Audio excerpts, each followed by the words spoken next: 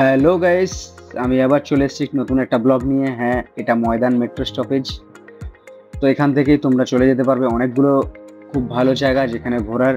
তো ময়দান থেকে তোমরা সোজা চলে গেলে বাঁ দিকে পেয়ে যাচ্ছে এমপি বিড়লা প্ল্যানেটোরিয়াম এবং ডান দিকের রাস্তায় চলে যাচ্ছে সোজা ভিক্টোরিয়া এবং ময়দানের গ্রাউন্ড। এটা যে বিল্ডিংটা, এটাই হলো D42। এটা কলকাতার সব থেকে বড় বিল্ডিং। এটা ময়দান স্টপেজে নেমেও দেখতে পারবে, টাটার বিল্ডিং এর পাশে। এই যে ডান দিকের রাস্তাটা যেটা চলে যাচ্ছে সেটাই ভিক্টোরিয়া যাচ্ছে সিধা, এবং ময়দানের যে গ্রাউন্ডটা সেটাও যাওয়া যাবে এই দিক থেকে। এবং লেফট সাইডে ঠিক এখানে এই জাংশনেই এমপি বিড়লা প্ল্যানেটোরিয়াম।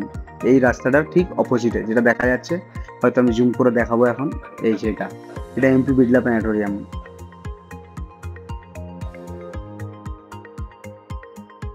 তো সিধা আমি এমপি বিড়লা প্ল্যানেটোরিয়ামের গেটের মুখে চলে এলাম, এবং এখানে কিছু টাইমিং আছে প্ল্যানেটোরিয়ামের ভিতরে, যেমন সিনেমা হলের মতো টাইমিং। তো হিন্দি 12টার সময়, ইংরেজি 1টার সময়, হিন্দি 2টোর সময়, বাংলা 3টের সময়, হিন্দি 4টের সময়, বাংলা 5টার সময়, ইংরেজি 6টার সময়।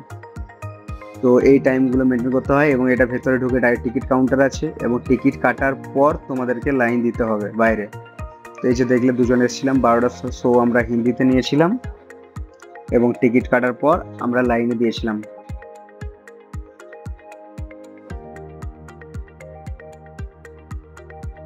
লাইনের বাইরে কিছু খাবারের দোকানও আছে, কলকাতার যেটা ফেমাস আর কি, স্ট্রিট ফুড।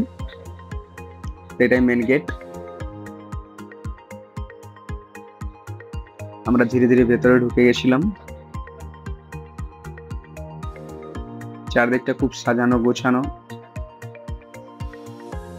ঠিক ঢোকার ডান দিকে টিকিট কাউন্টার, যখন দূর থেকে জুমে দেখা যাচ্ছে টিকিট কাউন্টার কোনটা, ওখানে টিকিট কাটছে। তো বিড়লা প্ল্যানেটোরিয়াম সম্বন্ধে আমি কিছুটা বলে ফেলি। বিড়লা প্ল্যানেটোরিয়াম আর কিছুই নয়, এটা বিড়লা তারামণ্ডল।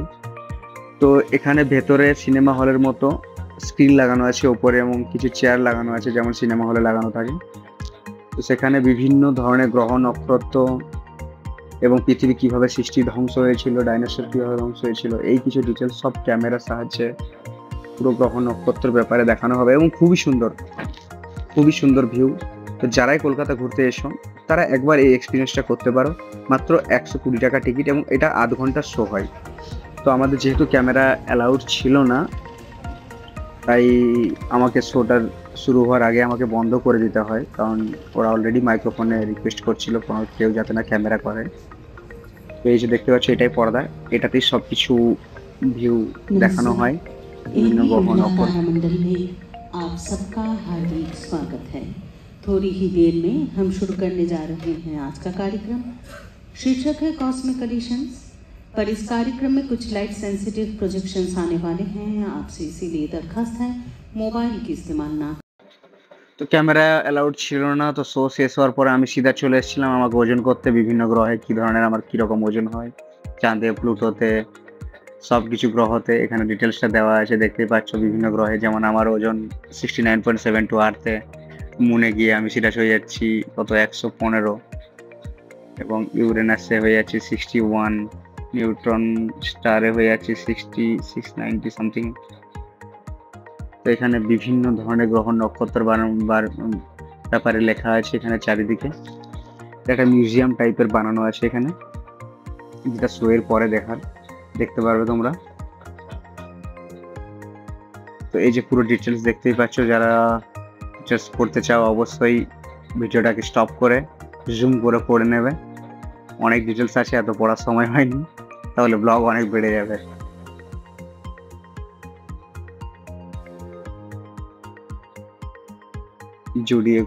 জুডিকাল ভেতরে টয়লেটও আছে।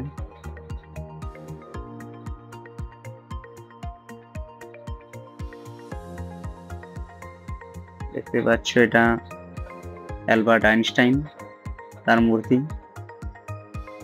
এটা ইউরি গ্যাগারিন, যেসব অ্যাস্ট্রোনটের ব্যাপারে তোমরা পড়েছো বইয়ে, সেগুলোই এখানে স্ট্যাচু করা আছে।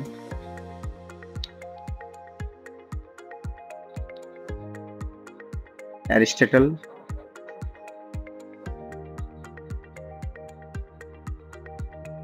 লিখে গেস করো তোমরা, কমেন্টে জানাও। মার্স, মঙ্গল। মার্স সম্বন্ধে ডিটেলসে লেখা আছে, যাদের পড়ার দরকার আছে তারা প্লিজ জুম করে একটু পড়ে নেবেন।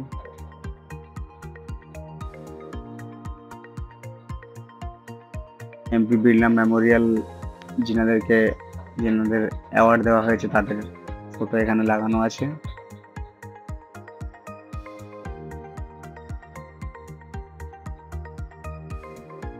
কিছুটা বন্ধ আছে, তাই নো এক্সিট লেখা আছে ওখানে।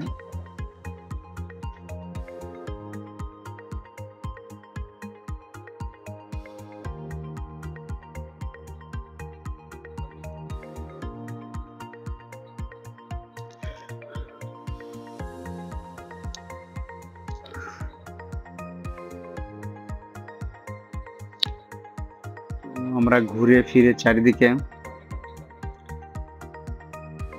লাস্ট মুন, চন্দ্রমা তার ফটো দেখে আমরা এক্সিট হয়ে গেছিলাম এবং বাইরে চলে এসেছিলাম।